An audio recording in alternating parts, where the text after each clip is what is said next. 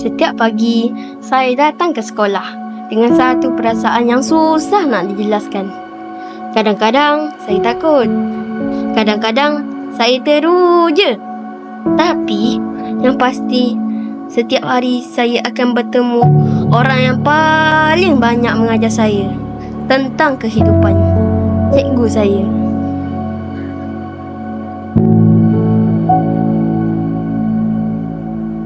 Cikgu bukan sekadar mengajar saya ABC dan 1, 2, 3. Tapi cikgu juga yang nampak saya waktu saya diam, waktu saya sedih, waktu saya hampir putus asa.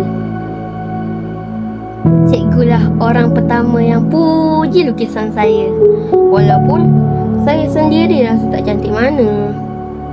Kata cikgu, "Apa yang kamu lukis datang dari hati.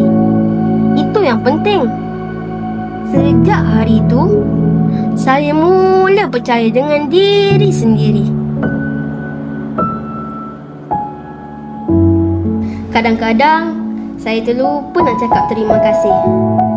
Tapi dalam hati saya, cikgu, saya sentiasa hargai setiap pelukan, setiap senyuman dan setiap kata semangat.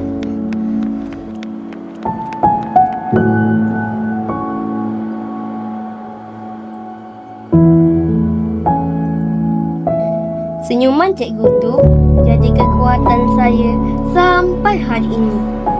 Ramai tahu, tapi cikgulah cahaya dalam gelap saya.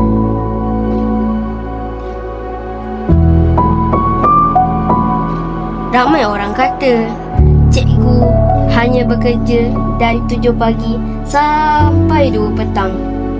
Tapi saya tahu cikgu bekerja lebih dari itu. Sampai malam cikgu fikir tentang kami, tentang saya.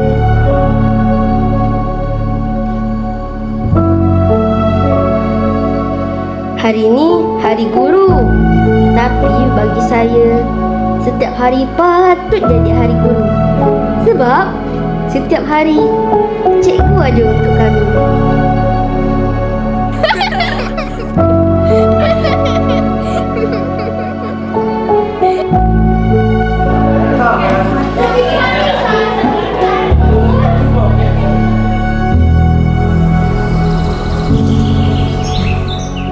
Terima kasih cikgu untuk segala ilmu, untuk segala sabar, untuk segala sayang.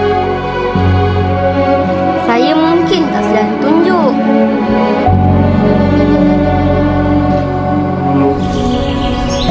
tapi saya tak pernah lupa.